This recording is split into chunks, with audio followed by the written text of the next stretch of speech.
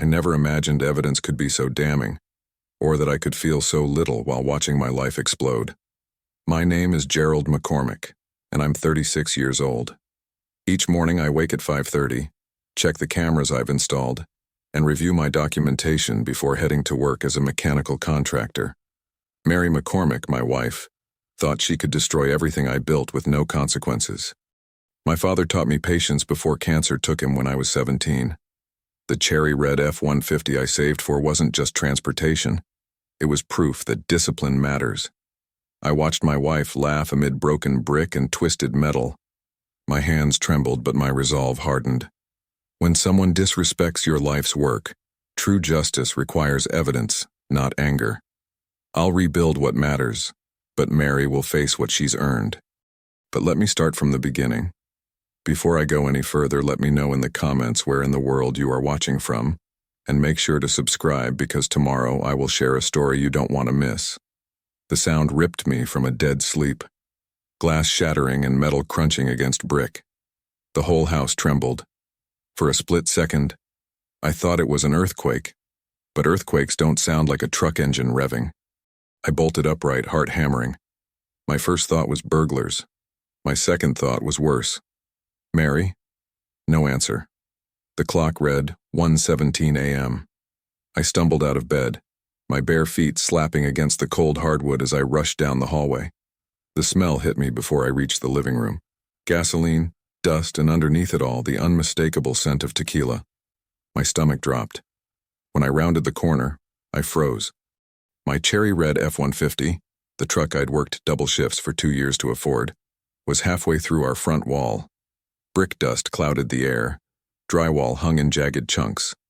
The headlights were still on, beaming eerily through the haze, illuminating our family photos now scattered across the floor. And there was Mary, slumped over the wheel. The airbag had deployed, leaving a dusting of white powder across her face. Her blonde hair hung forward, hiding her expression, but I could see her shoulders shaking. Mary! Jesus Christ! I rushed forward, then stopped. Something wasn't right. She wasn't crying. She was laughing. My phone was in my hand before I consciously decided to grab it. I hit record just as our neighbor Evan appeared in the gaping hole that used to be our front entrance. Holy shit, Gerald! Evan shouted, his stocky frame silhouetted against the night. What the hell happened? He was wearing sweatpants and no shirt, obviously having run over the moment he heard the crash. Cut the ignition, he yelled, pointing at the still-running truck. I nodded and stepped carefully through the debris toward the driver's side. Mary was fumbling with her seatbelt, giggling like we were at some private joke. You need to turn the truck off, Mary, I said, my voice sounding distant to my own ears. I kept the camera steady, documenting everything. She looked up then, and I saw her eyes, unfocused, glassy. Her lipstick was smeared across one cheek. She wore a sparkly top I didn't recognize. Oops, she said, and burst into another fit of laughter. Guess I missed the driveway. The smell of alcohol rolled off her in waves. I reached past her and turned the key, silencing the engine. The sudden quiet felt accusatory. You just drove my brand new truck into our house. My voice cracked. You could have killed someone, yourself included. She smiled crookedly. Oh, come on, Gerald. It's a couple bricks and a bumper. Stop acting like I murdered somebody. I felt something cold settle in my chest. That truck was 3 months old, Mary. I worked double shifts for it. Then maybe you should have bought something cheaper if you're going to cry over it. She was still smiling, but there was meanness in it now. She fumbled with the door handle, nearly falling out when it opened. I'm not crying, I said, steady now. I'm realizing you don't care about anything I care about. Mary shrugged, swaying slightly on her feet. I care about fun. You care about control. Big difference. No, I replied, my voice dropping. The difference is I build things. You destroy them. Behind me, Evan was on his phone. Yes, we need police and maybe an ambulance. No, no one's hurt, but there's a truck inside a house. Mary rolled her eyes dramatically. Always so boring, Gerald. So predictable. This is why I needed a night out. I kept the camera rolling, capturing everything. Not tonight. Tonight I document, She tried to push past me but stumbled, catching herself against the wall. Whatever. Insurance will cover it. Insurance doesn't cover disrespect, I said quietly. It doesn't rebuild trust. In the distance, sirens wailed. Mary's smirk faltered for the first time as she registered the sound. You called the cops? On your wife? Her voice pitched higher. Are you serious right now? I didn't. I nodded toward Evan. But I would have. The blue and red lights flickered across our lawn, illuminating the destruction in strobing flashes. Mary's expression shifted from mockery to something harder to read. Calculation, maybe. She leaned against the remaining wall, arms crossed, attempting to look casual despite the debris scattered around her feet. But I caught the moment her glare changed. The exact second she noticed the officer stepping out of his cruiser, body cam already blinking on his chest. Officer Sanders approached slowly, his flashlight beam sweeping across the surreal scene. My truck embedded in our living room wall, Mary's disheveled appearance the obvious smell of alcohol. I lowered my phone slightly and turned to him. Start recording, officer. It's all yours now. Officer Sanders watched Mary stumble forward onto our front lawn. The squad car's lights painted everything in surreal flashes of red and blue. I stood back, phone still recording, as the officer retrieved a small kit from his cruiser. Ma'am, I'm going to need you to perform a few simple tests, he said, his voice professional but firm. Can you tell me how much you've had to drink tonight? Mary tossed her hair, the motion almost sending her off balance. A glass of wine with dinner. That's it. I could smell the tequila from 10 feet away. My stomach knotted, watching her lie so casually. Ma'am, I need you to follow this pen with your eyes without moving your head, Officer Sanders said. Mary nodded too enthusiastically, then tried to track the pen as it moved left to right. Her eyes jumped and twitched, unable to follow smoothly. Now I'd like you to walk in a straight line, heel to toe, the officer instructed. She laughed. I'm wearing heels, officer. You can remove them, he said simply. Barefoot under our porch light, she couldn't manage 3 steps before veering sideways. She giggled as if it were a game. This is ridiculous, she slurred. I'm fine to drive. Obviously. Officer Sanders glanced at the truck half embedded in our living room wall, then back at Mary. Ma'am, I'm going to ask you to blow into this device. While Mary fumbled with the breathalyzer, Sanders approached me. Sir, can I see the video you recorded? I nodded and handed him my phone. It starts right after the crash. I was asleep when it happened. Evan stepped forward, arms crossed over his bare chest in the cool night air. I saw her driving, officer. She came in way too fast, didn't even try to brake until she was already hitting the wall. Sanders watched the footage, his expression unchanging. When Mary's breathalyzer results came back, he nodded once. Mrs. McCormick, you're under arrest for driving while intoxicated. His voice remained calm as he recited her rights and guided her toward the patrol car. That's when Mary's demeanor completely changed. Are you kidding me? She shrieked, twisting toward me. Gerald, do something. I stayed where I was, feeling oddly hollow. There's nothing to do, Mary. You drove drunk and crashed into our house. Her face contorted. You coward? Hiding behind your stupid camera instead of helping your wife. She struggled against the officer's steady guidance. You've always been like this. Documenting everything. Controlling everything. You're pathetic. As Sanders helped her into the back seat, she screamed through the window. I hope you're happy with your evidence, Gerald. Real men don't need cameras to feel powerful. I watched the cruiser pull away, feeling the eyes of neighbors who'd gathered at a distance. Evan put his hand on my shoulder. She doesn't mean that, he said quietly. Yeah, I replied. She does. Hours later, I stood in the antiseptic brightness of the emergency room. The hospital was required to check Mary for injuries before she could be processed. My phone's screen was cracked now. I'd dropped it while securing the house as best I could with a tarp over the gaping hole. Mary lay on the hospital bed, an IV in her arm to hydrate her. The curtain wasn't fully drawn, and she saw me standing there with the ER nurse. Look who decided to show up, she muttered. Mr. Documentation himself. I didn't respond. You know what your problem is, Gerald? Her words ran together. You're such a control freak. Everything has to be just so. The perfect house, the perfect truck. God forbid anyone has a little fun. The nurse handed me a clipboard. Here's a copy of the police report for your insurance. Her blood alcohol content came back at 0.6. That's double the legal limit. Mary laughed bitterly from the bed. Taking notes, Gerald? Making sure you have all your evidence? Such a drama queen. I signed where indicated and handed the clipboard back. Is she being released tonight? The nurse shook her head. She'll be processed once she's medically cleared. You can go home if you'd like. I nodded, glancing once more at Mary before turning to leave. That's right, walk away, she called after me. You always do when things get messy. The drive home was surreal. Dawn was breaking as I pulled into our neighborhood in the rental car the police had helped me arrange. The eastern sky blushed pink and gold, a beautiful morning that felt like mockery after the night we'd had. When I rounded the corner to our street, the damage was stark in the morning light.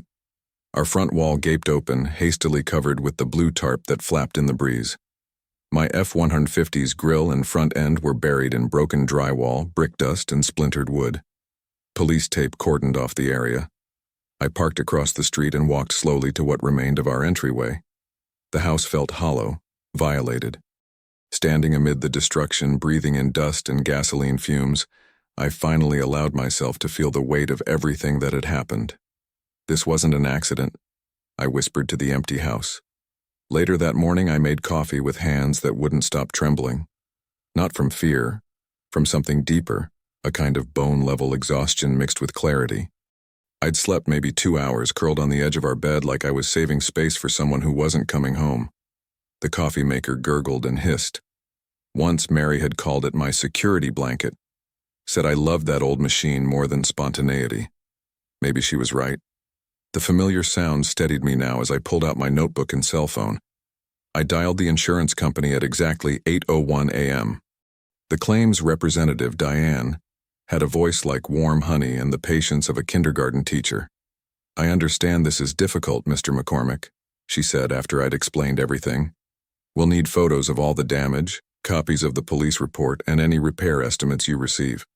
I've already started documenting, I told her, flipping through the photos I'd taken at first light. The truck, the brick facade, the structural damage to the entryway, the broken windows. Very thorough, Diane commented. That will help expedite your claim. I hung up and stared at my list. Something my father taught me when I was 12 came flooding back. The summer we rebuilt his shed after a storm. When everything falls apart, Gerald, you make a list. You tackle one thing at a time. The whole job won't seem so big that way. The memory carried his voice so clearly I could almost smell the sawdust and coffee on his breath.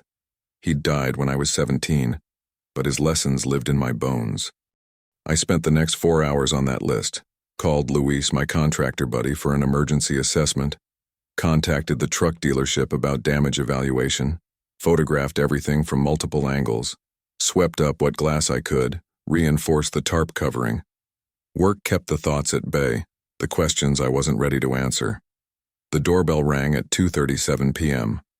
I opened it to find Mary standing there, still wearing yesterday's sparkly top, now rumpled beneath her jacket. Her makeup had migrated south, and her eyes were bloodshot. They impounded my license, she said flatly, pushing past me into the house. No hello, no apology, just an announcement of inconvenience. That tends to happen with DUIs, I replied, closing the door. She walked straight to the kitchen, filling a glass with water from the tap. Her hand trembled slightly, but her voice remained steady. This whole thing is completely blown out of proportion, she said, gulping the water.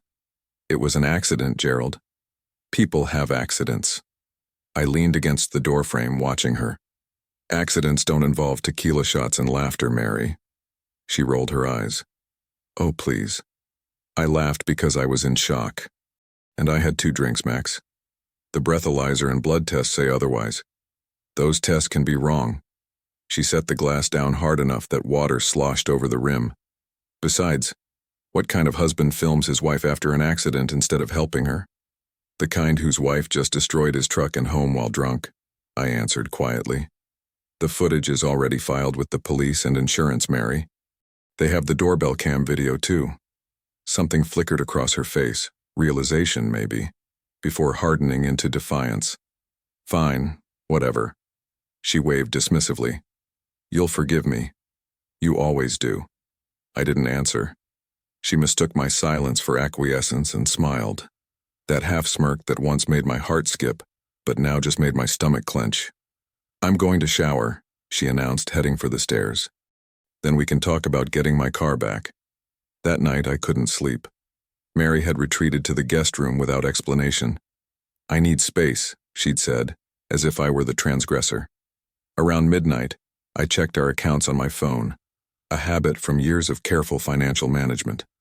Our joint checking balance was nearly empty. I sat up, scrolling through recent transactions. There it was, $8,000 transferred to Maureen Clark that afternoon, while I'd been measuring window dimensions for the insurance claim. The note attached read simply, "Repairs," with a winking emoji. My heart hammered against my ribs. I threw back the covers and strode to the guest room, knocking once before pushing the door open. You transferred $8,000 to your sister? My voice came out steadier than I felt. Mary sat up, barely visible in the darkness. It's my money too, Gerald. That was our emergency fund, for actual emergencies, like the one you caused. And this is an emergency, she countered. Maureen's holding it for the repairs and my legal fees. Legal fees? I repeated. You mean your DUI defense? I'm protecting myself, she said, as if it were the most reasonable thing in the world. Since you've clearly chosen evidence over loyalty. I stepped back, understanding washing over me like ice water. You're planning to fight the DUI. Of course I am, she snapped, and I need my own money to do it. I didn't argue further. Instead, I returned to our bedroom, picked up my phone, and called the bank's 24-hour service line. The representative was apologetic but clear. They couldn't reverse the transfer, but they could freeze the account against future withdrawals until both parties appeared in person. Do it, I said. The next morning, I stood in our wrecked living room, the bank statement clutched in my hand. Early sunlight streamed through the damaged wall, illuminating dust motes and broken promises. The paper trembled slightly in my grip. I unlocked my phone and navigated to my contacts. I found joint account under J, pressed edit, and deleted those words letter by letter. In their place, I typed a new name. Evidence. 2 days after I renamed our joint account Evidence in my phone, I found myself sitting in a downtown office across from Dana Singh. Her firm occupied the 4th floor of a glass building, but her personal office felt like an old library. Dark wood shelves lined with law books, a few carefully placed awards, and windows that let in just enough light. So that's everything, I said, sliding the manila folder across her desk. It contained photos of the crash scene, the insurance report, the hospital's BAC statement, and Officer Sanders's preliminary report. She drove my truck into our house while drunk, laughed about it, then took $8,000 from our joint account. Dana leafed through the documents with methodical precision. No wasted movements. Her dark eyes scanned each page quickly, pausing only to jot occasional notes. When she looked up, I saw no judgment or sympathy, just focused attention. How long have you been married, Mr. McCormick? 7 years this August. 7 years that suddenly felt like both forever and no time at all. Any children? No. Thank God for small mercies. We'd talked about it, but I trailed off, remembering Mary's reluctance, which had morphed into outright refusal 2 years ago. I'd been disappointed then. Now it seemed like dodging a bullet. Property? The house is in both our names. Bought it 5 years ago. I put down most of the down payment from an inheritance when my dad passed. Dana nodded, making another note. And you've documented the financial transfer to her sister? I pulled out my phone, showing her the banking app screenshot. $8,000 labeled repairs with a winking emoji. She admitted it was for her legal defense against the DUI. Have there been other incidents? Prior DUIs, property destruction, financial impropriety? I thought about the credit card bills that had crept higher over the past year. The unexplained late nights. The way our savings had gradually dwindled despite my steady income. Nothing this dramatic, I said finally. But looking back, yeah, there's been a pattern. Dana closed her notepad and folded her hands on the desk. Mr. McCormick, Based on what you've shown me, you have everything you need for a fault-based divorce and restitution claim. Ohio recognizes gross neglect of duty and habitual drunkenness as grounds. The financial dissipation is clear, and the property damage is documented. I nodded, feeling a strange mixture of relief and grief. What do I do next? Document everything, she said firmly. Every incident, every expense, every time she comes home intoxicated, and secure your home without violating her privacy rights.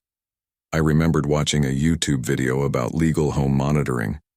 So cameras in common areas are okay? Yes.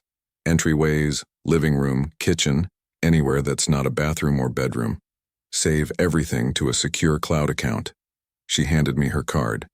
And call me anytime she escalates. Over the next week, I followed Dana's advice to the letter. I installed a small camera facing our entryway, connected it to my phone, and set up automatic cloud backup. I saved snippets of Mary coming home at 2, 3 in the morning, sometimes stumbling, always ignoring me if I happened to be up. I called Luis Ramirez to fix the damaged wall. He arrived early one morning with his tools and a sympathetic smile. Bad accident? He asked, examining the crumbled brick and torn drywall. Not exactly an accident, I replied, showing him the impact trajectory. My wife drove into it. She was drunk. Luis nodded, running his hand along the damaged frame. Still smells like alcohol, he noted, sniffing the exposed drywall dust. Strong stuff, too. Would you be willing to write that down for insurance? I asked, remembering Dana's advice to document everything. Sure thing, Luis said. I can note the impact angle, too. Not consistent with a simple parking mistake. He glanced at me knowingly. Been doing this work 30 years. I can tell the difference. Meanwhile, Mary grew colder, more distant. She started spending nights at Maureen's, returning only to gather more clothes or to make pointed comments about my control issues. I didn't take the bait, didn't argue, just quietly noted the times, dates, and behavior in a log Dana had suggested I keep. One evening, I was sitting in the kitchen staring at the repaired wall, smooth again but somehow hollow-looking, like it was just waiting for the next impact, when my phone rang. Mr. McCormick, Dana's voice was clear and decisive. I've prepared all the paperwork. We're filing first thing in the morning if you're ready. I touched the wall, feeling the slight textural difference between the original surface and Luis's careful repair work. A seam visible only if you knew exactly where to look. Do it, I said. I woke up early the next morning before my usual alarm. The divorce papers had arrived by courier late the previous afternoon, thick, official-looking documents in a manila envelope with Dana Singh's firm logo embossed in the corner. I'd spent an hour reading through them, recognizing pieces of my story formalized in legal language that somehow made everything both more real and more distant. I placed the envelope on the kitchen table where the morning sunlight hit it directly. Then I made coffee and waited. Mary stumbled in around 9, looking hungover and irritable. She headed straight for the coffee pot without acknowledging me. Morning, I said, my voice neutral. We need to talk. She poured her coffee, her back to me. About what? These. I tapped the envelope on the table. She turned, coffee mug in hand, and glanced at the papers. Something flashed in her eyes, alarm, maybe, before it hardened into defiance. What's that supposed to be, she asked, though I could tell she knew. Divorce papers. My attorney filed yesterday. You're being formally served. Mary stared at me for a long moment, then let out a laugh that sounded like glass breaking. You're serious? You actually filed for divorce over one stupid accident? It wasn't an accident, Mary. You were drunk. You destroyed property we worked for. Then you transferred $8,000 without discussing it. She took a sip of coffee, trying to look casual, but her hand trembled slightly. And you think you'll win? What, get the house, the truck, everything? I met her gaze steadily. I don't think I know. That hit a nerve. She slammed her mug down, coffee sloshing over the rim. You arrogant bastard. You think you can control everything. You and your little cameras and your little notes. This isn't about control. It's about consequences. Mary snatched up the envelope, pulling out the papers. Her eyes darted across the pages, widening when she reached the temporary order section. Exclusive possession of the marital home? Are you fucking kidding me? You'll need to move your things to the guest bedroom by tonight, I said, keeping my voice level. There's a hearing in 2 weeks for the temporary orders. I'm not sleeping in the guest room, she spat. This is my house too. Then talk to your attorney about it. But the motion's been filed. She threw the papers across the counter, pages fluttering down like wounded birds. You think I can't fight this? You think anybody's going to believe I'm some kind of monster because I had one bad night? I didn't rise to the bait. I simply gathered the scattered pages, tucked them back into the envelope, and slid it toward her. Your copy, I said. Dana recommended you find representation quickly. Mary stared at me, her face flushing red. For a moment I thought she might throw her coffee at me. Instead, she grabbed her purse from the counter. You're going to regret this, she said, her voice low. When this is over, you'll have nothing. Then she stormed out, slamming the door so hard the windows rattled. I sat there for a long time after she left, feeling hollow but certain. That evening, I compiled every piece of video evidence I had. The crash footage, the doorbell camera showing her stumbling home on multiple nights, timestamps of her coming and going, and emailed it all to Dana with a detailed timeline. Perfect, Dana replied within the hour. The temporary orders hearing will likely be expedited given the circumstances. I'll let you know as soon as I hear from the court. 3 days later, Dana called with news. The court had granted temporary exclusive possession of the home to me, pending the full hearing. It's unusual this early in the process, she explained. But the evidence of her driving into the home while intoxicated was compelling. The judge cited safety concerns. Mary, predictably, was furious. She showed up that evening with Maureen, who waited in the car while Mary packed several suitcases. She barely spoke, just slammed drawers and closets, muttering under her breath. I stayed out of her way, sitting on the back porch until they left. The next day, Evan caught me checking the mail. How you holding up? He asked over the fence, his voice low and concerned. Court granted me temporary possession, I told him. She's staying with Maureen for now. Evan nodded approvingly. Good. That's good, Gerald. First step. Thanks for being a witness, I said. The police report mentioned your statement. Just telling the truth, he shrugged. That's all anyone should do. That night, the house felt oddly quiet. I'd gotten used to Mary's chaotic presence, the TV blaring, cabinets slamming, her loud phone conversations. Now there was just the occasional creak of the house settling. I wandered from room to room, straightening things, reclaiming spaces. I finally turned in around 11, exhausted but unable to fully relax. Just as I was about to drift off, headlights swept across the bedroom ceiling, casting long, moving shadows. My heart lurched. For a terrible second, I was back in that moment, waking to the sound of shattering glass and brick, the house shuddering around me.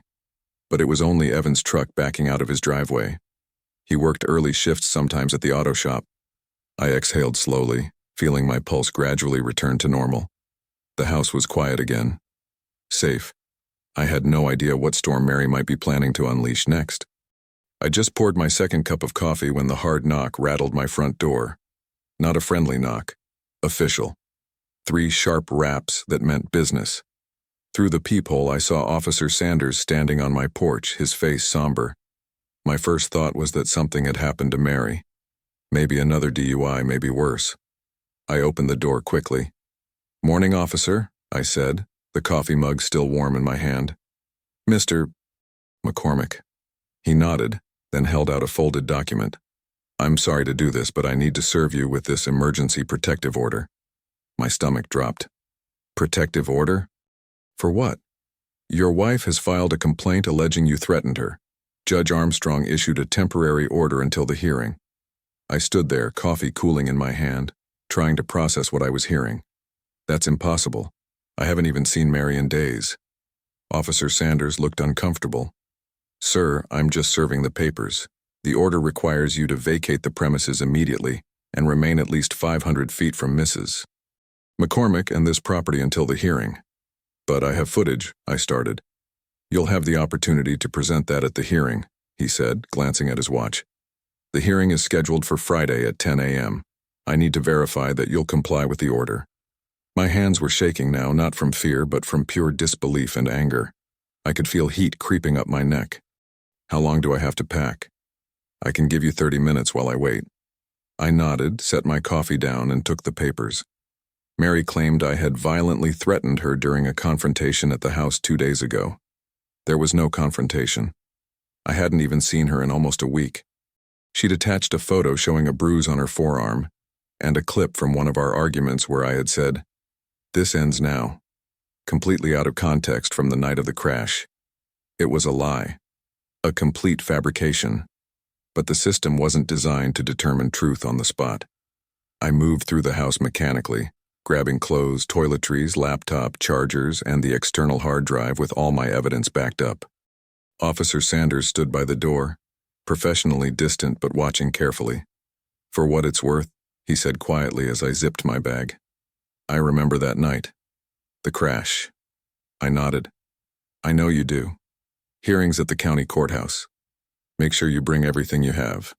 20 minutes after that knock, I was driving to an Airbnb I'd hastily booked on my phone. The place was in a cookie-cutter development across town. Beige walls, generic furniture, the faint smell of industrial cleaner. I sat on the edge of the bed and called Dana. "They kicked me out of my own house," I said when she answered, the disbelief still fresh. "She's claiming I threatened her." "I just got the notification," Dana replied. "This is a common tactic, Gerald. She's trying to turn the narrative, make herself the victim. She included a photo of a bruise I never gave her and doctored footage from the night of the crash." "Stay calm." Dana's voice was steady. "We'll show the full footage. Truth beats edits. We have Officer Sanders' body cam, the neighbor's statement, the doorbell camera. Everything is time-stamped and verifiable." I took a deep breath. "What happens now?" "We go to the hearing on Friday and present our evidence. The judge will see the manipulation for what it is. In the meantime, don't contact her. Don't respond to texts or calls. Document everything." After we hung up, I plugged in my laptop and began reviewing all my files. I organized every video by date and time, matched them against the police reports, and created a timeline showing exactly where I was when Mary claimed I'd threatened her. The doorbell camera footage showed no one entering or leaving the house during the time frame she specified. It was airtight. The sun had long set when my phone vibrated with a text. "Mary, you should have just kept quiet." I stared at those words under the harsh glow of the Airbnb's ceiling light. This wasn't about truth for her. It was about power and punishment. I was being penalized for not playing along, for refusing to be her cleanup crew one more time. I deleted the message without replying and whispered to the empty room, "Quiet is how I win." We arrived at the courthouse 2 hours early. Dana had insisted on it, and I was grateful for her thoroughness. The building's marble floors echoed with our footsteps as we made our way to the assigned courtroom. "Let me do most of the talking," Dana said, setting her briefcase on the table. "Answer only what's asked, keep your voice even, and remember, we have the truth on our side." I nodded, watching her arrange our exhibits with precision. The unedited videos were queued on her laptop. Bank statements were organized chronologically. Officer Sanders's report sat beside Luis's notarized letter about the wall damage. Everything Mary had done was documented, time-stamped, and verified. "How are you holding up?" Dana asked, pausing from her arrangements. "I haven't slept," I admitted. "Spent the night at an Airbnb staring at the ceiling, wondering how we got here." She nodded. "That's normal. But today I need you focused."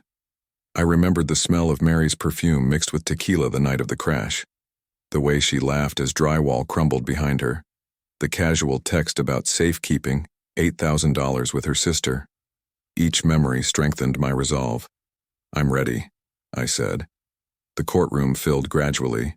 Mary arrived with her attorney, a tall woman with pinched features who avoided looking at Dana. Mary wore a conservative blue dress I'd never seen before, her hair pulled back, her makeup subtle. Gone was the sparkly top from the night of the crash. This Mary looked wounded, demure. She caught my eye once and quickly looked away, lips trembling on cue. I kept my face neutral, just as Dana had coached. When the judge entered, everything accelerated. Mary's attorney spoke first, painting me as controlling and intimidating.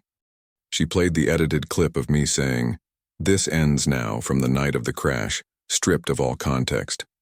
Mary dabbed at her eyes with a tissue. "Your Honor, Ms. McCormick fears for her safety," her attorney concluded. "The pattern of control and monitoring in this household has created an environment of fear." The judge nodded, then turned to Dana. "Ms. Singh?" Dana rose smoothly. "Your Honor, we're prepared to show the full, unedited footage from the night in question. Footage that shows exactly what my client was responding to." She connected her laptop to the courtroom display. The video began with the sound of the crash, metal against brick, glass shattering. Then my voice. "Mary, Mary."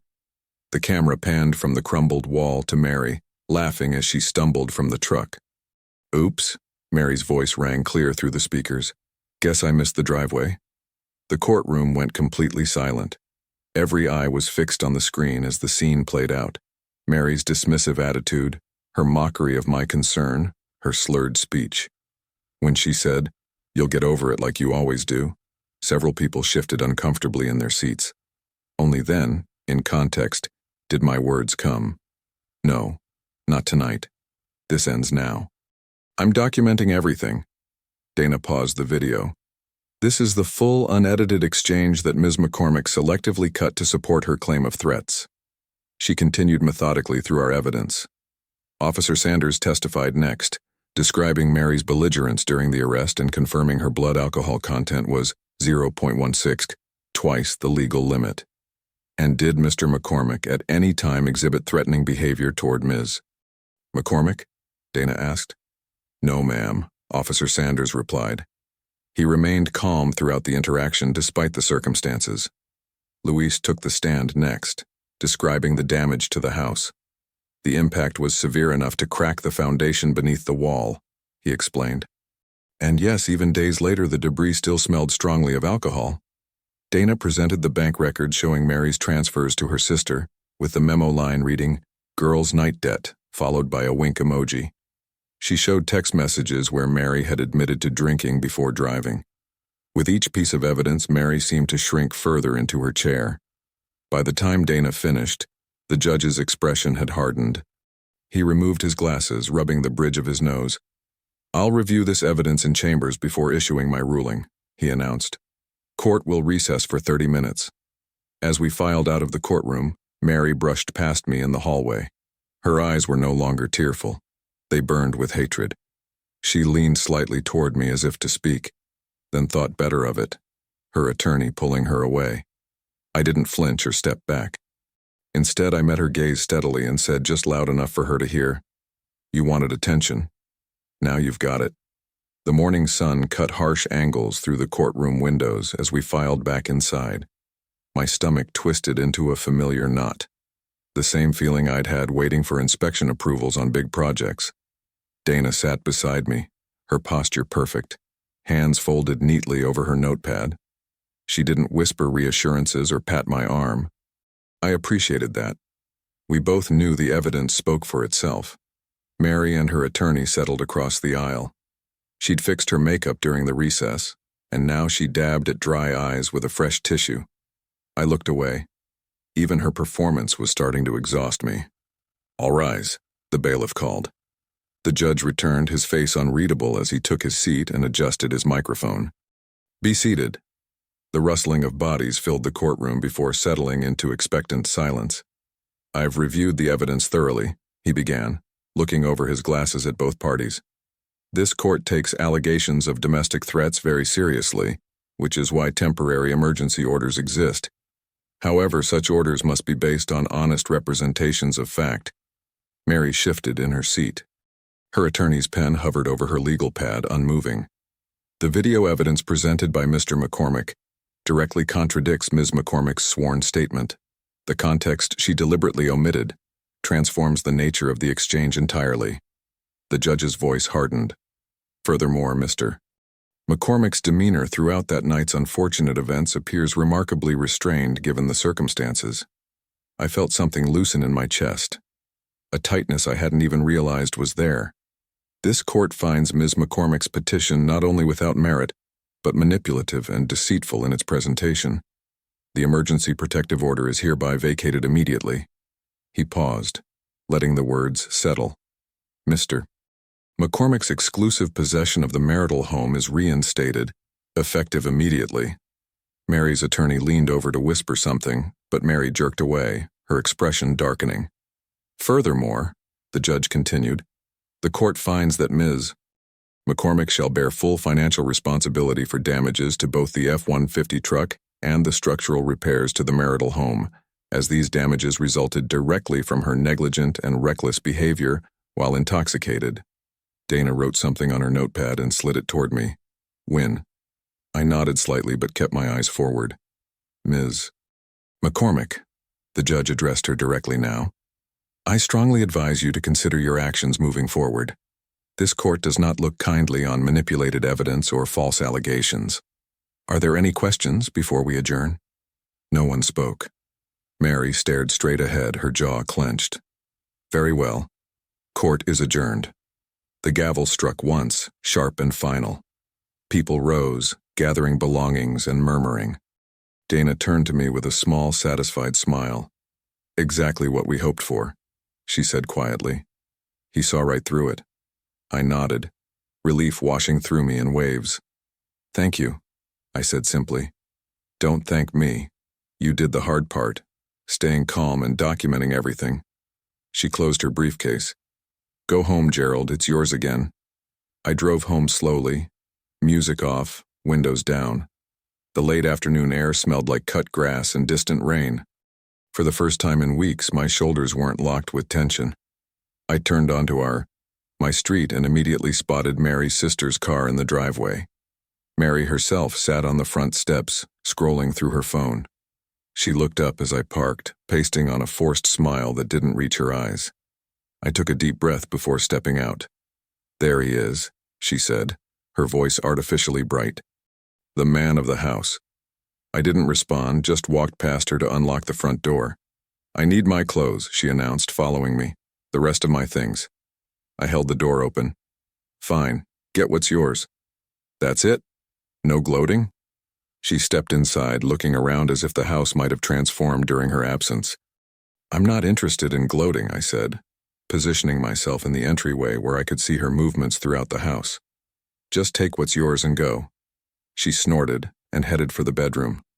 I didn't follow, just stood where I could monitor the hallway. Through the front window, I spotted Officer Sanders parked across the street. Dana had arranged for him to be present during this exchange, a precaution I'd initially thought excessive but now appreciated. Mary made several trips, carrying clothes and personal items to her sister's car. Each time she passed, she tried catching my eye, but I kept my attention divided between her hands and the doorway. On her final trip, carrying a box of shoes, she stopped directly in front of me. Her perfume, the expensive kind she'd always insisted on, hung between us like a memory. You'll miss me, she said, chin tilted upward defiantly. I reached into my back pocket and pulled out the folded court order, holding it between two fingers. I'll miss the version of you that never existed, I replied evenly. She started to step closer, but her eyes caught movement outside. Officer Sanders had stepped out of his vehicle, casually leaning against the door. Her smirk died instantly. Without another word, she walked out. The box clutched tightly to her chest. 1 month later, I stood in the garage beside my repaired F-150, wiping dust from its hood with an old cotton rag. The surface gleamed cherry red again, almost like new. Almost. I'd kept one small dent near the back fender, not because I couldn't afford to fix it, but because I wanted the reminder. The house had settled into quiet again. No slamming doors, no drunken laughter at 1 a.m., no accusations thrown across rooms, just the subtle creak of floorboards beneath my feet and the hum of the refrigerator in the distance. Luis had finished the repairs last week, sealing the last of the damage with fresh paint that still scented the air with its clean chemical smell. Every time I walked through the front door, that smell greeted me, not like the gasoline and tequila from that night, but something new, something rebuilding. My phone buzzed in my pocket. I wiped my hands before checking it, an email from Dana. The subject line read, Finalized, McCormick dissolution. I opened it to find the court-stamped divorce decree, official and irreversible. I scanned the highlighted sections. I kept the house. Mary forfeited any claim to spousal support. and the restitution order was confirmed at $14,630 for the truck repairs and structural damage. It would take her years to pay it all back, especially now. Word traveled fast in our neighborhood. Evan had mentioned last weekend that Mary lost her license for a year after pleading down the DUI charge. She'd moved in with Maureen across town, apparently relying on rides from whatever friends hadn't grown tired of her drama. I didn't feel satisfaction at her downfall, just a calm certainty that consequences had finally caught up. I ran my hand along the truck's quarter panel, feeling the smooth surface where twisted metal had been. Remember that old commercial? Like a rock. That's how I needed to be now, solid, unmoved by storms. The workbench at the back of the garage had become my weekend sanctuary. Scattered across its surface were the beginnings of a cedar bench my father had designed years ago but never completed. I'd found his old sketches tucked away in the attic last Christmas, yellowed at the edges but still clear in their vision. Every weekend since the divorce finalized, I'd spent hours measuring, cutting, and sanding the cedar planks, letting their spicy scent replace memories of broken drywall. The doorbell rang, pulling me from my thoughts. I recognized Evan's silhouette through the garage windows. "Thought you might need this," he called out, holding up 2 coffee cups as I raised the garage door. "It's getting cold out here." "Thanks," I said, accepting the steaming cup. The bitter warmth spread through my fingers. "Just finishing up in here." Evan whistled low, circling the truck. "Man, they did a good job. Can hardly tell it happened." "That's the point, I guess." I sipped my coffee. "Luis did even better with the wall. Says it's actually stronger now." Evan laughed. "Funny how that works sometimes. Break something, rebuild it better." He paused, glancing at the bench pieces. "Your dad's design?" I nodded. "Finally got around to it. Looks good." He leaned against the workbench. "You know, I was thinking about what happened. Most guys would have lost it that night, yelling, maybe worse, but you just documented." I shrugged. "Yelling doesn't fix trucks or walls." We stood there in comfortable silence, drinking coffee as afternoon sunlight filtered through the high garage windows, casting long rectangles across the concrete floor. "How's the neighborhood book club?" I asked, remembering his recent invitation. "Still arguing about the same mystery novel." He grinned. "You should come Thursday. Get out of this garage for a few hours." "Maybe I will." I meant it this time. After Evan left, I turned back to the truck, running my hand along its hood one last time. The metal felt warm from the sun, solid and real. I thought about Mary, not with anger anymore, but with something like distant recognition. Somewhere across town, she'd be checking in with her probation officer right about now, explaining herself to yet another authority figure who wouldn't accept her excuses. As sunlight filtered through the garage window, I rested my hand on the truck's hood and said softly, "Justice doesn't need noise, it needs proof." I looked toward the horizon. Somewhere across town, Mary's probation check-in begins. For me, the laughter has finally stopped. I believe stories such as this find us for a reason. If this one touches you, please subscribe. I share a new one every day. In the meantime, there are 2 stories on the screen that are even better.